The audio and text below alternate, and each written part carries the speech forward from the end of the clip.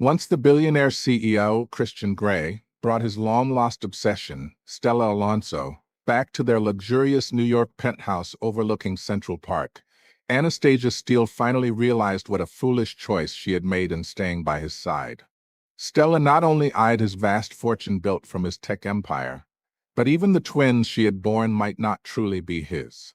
In a moment of cold detachment, he sent a message to his wife, noting the long Cold War between them and suggesting she should have cooled off by now. Today marked their wedding anniversary and the full moon celebration for their son, yet she was nowhere to be found. Christian, the obsessive alpha male and possessive husband, assumed Anna, who had chased him for 8 years through every storm, would never truly leave. She had endured his harsh words and dismissals, especially now during her postpartum recovery when she needed care the most. He was certain his little wife wouldn't stray far. But when the butler rushed in with grave news that his wife and young son had perished 3 days prior, Christian merely chuckled in disbelief. Even now, the dominant billionaire couldn't fathom that his submissive good girl would die so easily. He knew bearing his heir was her lifelong dream, and with the baby just born, she would protect their child at all costs, no matter the danger. Yet, when the butler showed him the news clipping from 3 days ago, the high and mighty mafia boss finally cracked, descending into a frenzied search for any trace of his wife and child. Meanwhile, Anna sat quietly in a sprawling Italian villa, watching the billionaire CEO lose his mind from afar. Unbeknownst to him, 3 days earlier, she had orchestrated a flawless fake death plan to vanish from the heartbreaking world he had built around her. In the offices of the discreet service, the agent presented the details the death timed for the baby's full moon banquet, staged as a river plunge for both her and the infant. Anna gently patted her sleeping baby in her arms and signed her name on the document without hesitation. Leaving the building, she glanced at a mall's massive screen looping media interviews with Christian, his fingers intertwined with Stella's, his eyes soft and possessive. He spoke of Stella's 3-year-old needing fatherly love, so they had no plans for more children yet. The crowd erupted in cheers, labeling Anna as the desperate clinger who had tended to the blind billionaire for 3 years, thinking it would win his heart. But everyone knew Stella and Christian were the true enemies to lovers pair, bound by a marriage of convenience turned obsessive. The public's whispers cut like knives, piercing Anna's heart until she could barely breathe. The whole city knew her as Christian's top pursuer, for 8 years until she became Mrs. Grey. But they didn't know the sweeter history. At 5, Christian had given her his mother's diamond ring, promising to marry her when they grew up. At 15, he had tattooed their initials over his heart. At 18, the grumpy sunshine boy had rushed into a raging fire to save her, struck by a falling beam that required emergency surgery. Doctors warned of possible amnesia. Before the operation, he slipped his cherished prayer beads onto her wrist, laughing brightly that nothing, not even memory loss, could separate them. He urged her to keep the beads as their token of recognition. After waking, Christian forgot everything before 16, mistaking his admirer Stella for his girlfriend. For 8 years, Anna tried everything to jog his memory, but his mother's insistence on the forced marriage only deepened his resentment. Even during her difficult labor, nearly dying, he had dismissed it coldly, waiting for her death to free up the spot for Stella. That shattered her last thread of affection. She wanted only to escape forever, their age gap and dark romance be damned. The baby's cries snapped her from reverie. She hurried into the mall, seeking a nursing room. By chance, she spotted Christian in the toy store on the first floor, patiently selecting guns for Stella's son, his stern face softened with rare smiles. Upon seeing Anna, his expression hardened to ice. He accused her of stalking him worldwide, begging him to return home instead of doing anything productive. Stella, claiming sovereignty, linked arms with him, suggesting he go home since Anna was still recovering and needed care to avoid lifelong ailments. Christian retorted that Anna's child was merely a tool to appease his elders, unworthy of his touch. He doted on Stella's son, even if not biologically his, because it pleased him. Their exchange drew onlookers, some cursing Anna, others pitying her. She was used to it, gazing at his disgusted face, her eyes stung with unshed tears. He had forgotten rushing into the fire for her, donating bone marrow during her leukemia battle, promising eternal love. Those memories trapped her, not him. But in 3 days, she would vanish forever. The baby's cries grew frantic. In her haste, Anna pushed past Stella, rushing to the nursing room. Outside, Stella fell with a thud, Christian's pain shout echoing.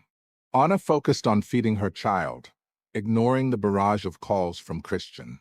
Emerging, she saw him cradling Stella on a bench, her forehead bandaged, tears streaming. He demanded an apology, calling Anna vicious for pushing someone who relied on her looks. Stella feigned reluctance, her eyes smug. Anna, emotionless, removed the prayer beads and offered them as amends. Christian's eyes flickered with confusion.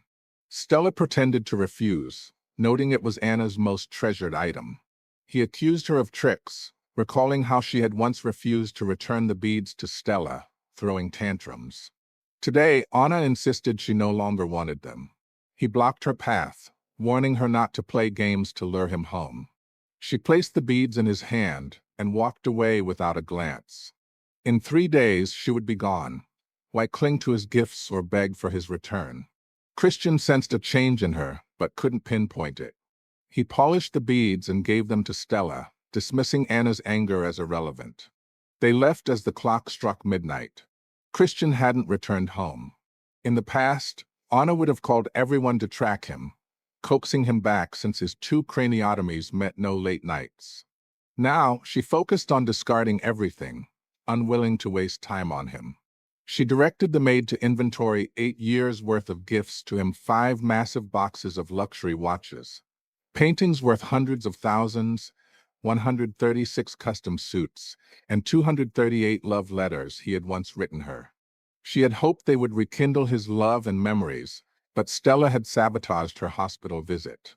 Arriving with the letters, Anna found him holding Stella's hand, vowing to make her a star. Desperate, she presented the letters and beads as proof, only to face his icy accusation of forgery, tattoo theft, and bead snatching. His once loving self believed Stella's lies, viewing Anna with pure disdain. Friends' explanations fell on deaf ears. He threatened to cut ties. Thinking of those hopeless years chasing him, enduring mockery, tears blurred her vision. If he truly loved her, how could he have no bodily memory, mistaking another? It boiled down to insufficient love, making him susceptible to deception.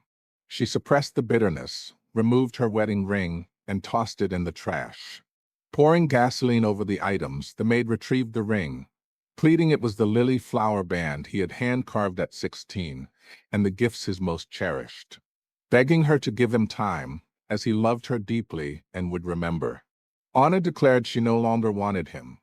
The Christian she loved died at 16.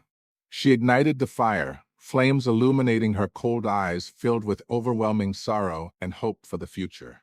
In 62 hours, she and her son would disappear, leaving him nothing. As she prepared for sleep, a thunderstorm raged. Anna, terrified of thunder, donned noise-canceling headphones and curled up like a shrimp. Suddenly, her son's sharp cries pierced through. She braved the fear, finding him burning with fever, face flushed, spitting up milk. Panicking, she bundled him and rushed downstairs for a cab to the hospital. Their suburban mansion made it hard in the rain. No cars stopped. A familiar Rolls-Royce passed, Christian and Stella inside. Desperate, ignoring grudges, Anna chased through wind and rain, banging on the window. She pleaded for a ride. Their son was burning up. Christian lowered the window, eyes cold, accusing her of faking illness to trick him home. Begging on their shared past, her 3 years caring for him when blind. He refused, saying they were taking Stella's son for dental work. The car sped off, splashing mud over her, chilling her to the bone. Shivering, she realized his cruelty, forgetting his love, wishing her dead, now abandoning their son. Unfit as a father, let alone human. Struggling to the main road, she flagged a rideshare. The driver, seeing her plight, urged her aboard, offering a towel from the trunk for her wet hair, warning against colds during recovery. The car caught up to the rolls at a light. Through the window, Anna saw Stella on Christian's lap, their lips locked, her eyes flashing triumph. The driver cursed the rich man's neglect, noting the child was a son. Anna bitterly replied he preferred raising others' kids over his own. She wiped her baby's underarms with alcohol, urging speed. At the hospital, the baby was rushed to emergency. The bill for imported drugs, given his prematurity, exceeded $20,000. Anna, having quit work post-marriage to care for Christian, had spent her savings on the baby. His black cards were all frozen. Calls for help went unanswered. Dialing him, Stella answered, mentioning his shower. Giggles and thuds followed, intimate sounds echoing before Anna hung up, devastated. The ER doctor, Shao, offered to cover the fees. Grateful, Anna bowed deeply, promising repayment after selling the house. He urged rest during her recovery, pitying her fragile state after their team fought a day and night to save her and the baby during birth. Wiping tears, Anna vowed to live strong for her son. The doctor mentioned a new drug to repair brain damage, potentially restoring Christian's memory. She suggested telling him after the full moon banquet. 2 hours later, the fever broke. Holding her son, tears soaked his face. The doctor warned 10 more minutes delay could have caused brain damage. Born at 4.5 pounds, he had spent half a month in an incubator. Christian visited once upon discharge, disgusted, staying only 3 minutes. Today, his refusal nearly crippled their child. He didn't deserve fatherhood. She wanted him to regret upon memory recovery, never seeing them again, tormented by guilt forever. Fetching meds in the elevator, she encountered Christian carrying Stella's son, beaming about using the priciest materials for his dental fix. $108,000, a mere trifle, like a belt's cost. Anna hid her chill. Would he lavish the same once remembering? She couldn't wait for his breakdown. Stella noticed her pallor, offering Christian to watch the baby. He scoffed, unfit to care. Accusing Anna of endangering her own son to block him at the hospital, calling her heartless. Ignoring him, she adjusted the baby's clothes. Her bag strap broke, spilling bottles and diapers. Bending despite surgical pain, Stella offered help, but Christian pulled her back, wary of tricks. Stella praised Anna's past diligence despite poor grades. Christian mocked her as a failure, shaming their son with such a mother. Anna countered his neglect, shamed the child more, declaring him unworthy as father henceforth. Shocked at her defiance, she had always been submissive. He warned her games wouldn't bring him home. Exiting, the baby reached from his blanket, grabbing Christian's sleeve, babbling, milk dribbling on his hand. Stunned, Christian flung it off, discarding his suit in trash, disgusted. The baby wailed, burying into Anna. Heartbroken, she kissed his tears, promising they'd thrive together, mother and son. Christian paused at her desolate words, unease stirring, as if control slipped. Stella called urgently about her son's nosebleed. He left but warned Anna to care for the baby properly for the banquet or face consequences. Anna sneered inwardly. In 12 hours, she'd be gone, leaving him a divorce agreement instead of a celebration. The next day, she contacted agents to view the house. The couple questioned selling during recovery, worried about issues. She explained wanting to return home for rest, assuring clear title, slashing the price by $500,000 for cash. They signed, and she handled the transfer, buying a move-in ready place discreetly. Canceling cards, she got a new passport and booked a flight out of the city for tomorrow. Exhausted, returning home, she spotted unfamiliar red heels at the door. Hearing noises, Stella rose from kneeling, pushing Christian away, flustered at Anna's return. Anna clamped her mouth, rushing to the bathroom, vomiting bile until weak, tears flooding as she leaned against the wall. Christian's ruthlessness parading Stella publicly was bad, bringing her home crossed lines. Clenching fists, she forced tears back. Taking water from the maid, she requested the guest room prepped, moving her mother's aloe plant downstairs. It preferred clean air, not filth. The maid relayed Christian's demand for Anna to stew yam rib soup for Stella, threatening permanent absence otherwise. Anna refused coldly. His absence meant peace. In deep sleep, wrapped in blankets, the covers were yanked off. Christian loomed, furious at her ignoring the soup order. She snapped back as a recovering mother. Why serve his lover? Based on bringing her home to disgust her, or wishing her dead in childbirth for Stella. Stunned silent, he counted to 3 for compliance. Defiant, Anna hurled a cup at him, drenching his shirt, ordering him out. This house was her mother's gift. Enraged, he called her a shrew, saying soup was light penance for mall incident nearly scarring Stella. Mocking her as motherless and wild. Pain surged from toes to head. Tears poured. No longer tolerating, she yelled for him to go to Stella if she was worthless. Why return to humiliate? Stella interjected, claiming she came to pack clothes, no intent to insult, noting she replaced the bedroom linens. Anna called her out for feigning innocence, threatening to involve Christian's mother for protocol lessons. His face paled. His mother adored Anna, and this scandal wouldn't end well. Fuming, he dragged Stella out, vowing it wasn't over. In the car, servants whispered approval of Anna's backbone, decrying his forcing a new mother to cook for his mistress. Christian regretted yielding to his mother's wish for the forced marriage. Anna was scheming upon his coma awakening. Stella had cared for him. Anna jealousy inked matching tattoos, claimed fire rescue, presented forged letters as his to her. Stella glimpsed his rage, soothing that Anna loved too much, accepting the bedroom incident during her recovery. Too kind, Christian said. Anna would pay for the embarrassment. Order a divorce, Anna leaves with nothing.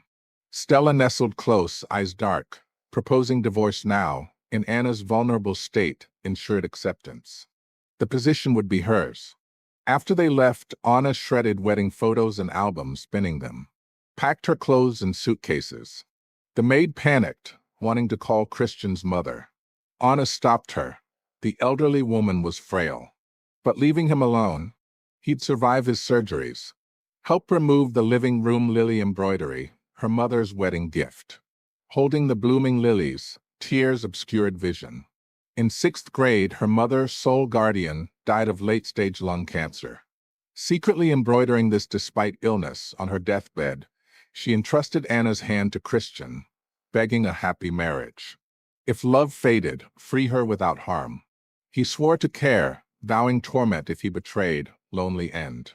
Mother trusted his protection, no tears for Anna.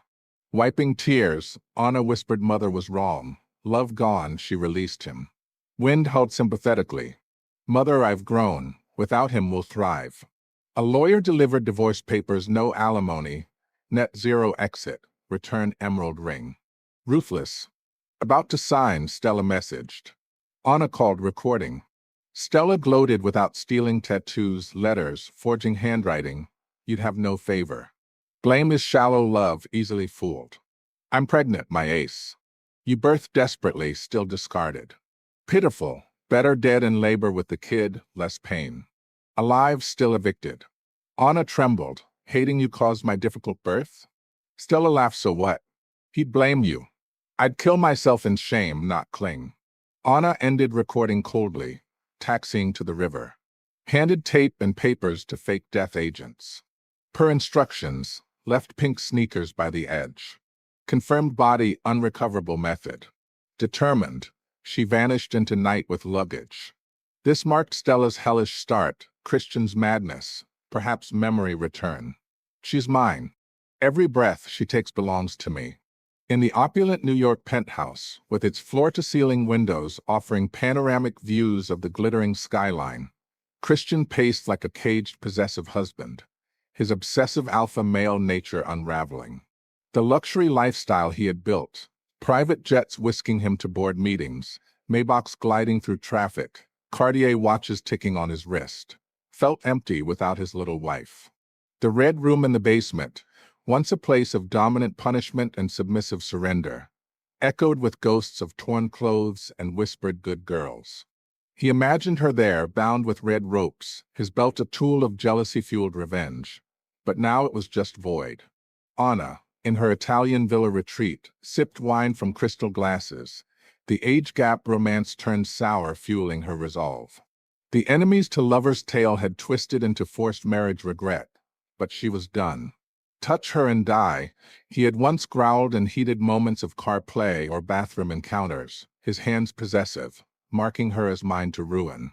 Now pregnant with his heir? No, that was Stella's ploy. Anna cradled her son, dreaming of a life free from the grumpy sunshine dynamic that had abused her heart. Christian's search intensified, helicopters scanning rivers, his mafia boss connections pulling strings. In a high-abuse flashback, he recalled dismissing her pleas, the high-sweet promises broken. High-H hints lingered in memory walls slamming during wall dawns, bodies entwined on yacht decks under stars, Van Cleef necklaces tangled in passion. But revenge brewed in her absence, he would pay. You're mine, baby girl. No one else gets to have you. The dark romance spiraled as Christian uncovered clues, jealousy gnawing at imagined betrayals. In his private jet, en route to potential leads, he clutched the prayer beads, a relic of their marriage of convenience. The penthouse felt haunted, luxury hollow without her submissive presence.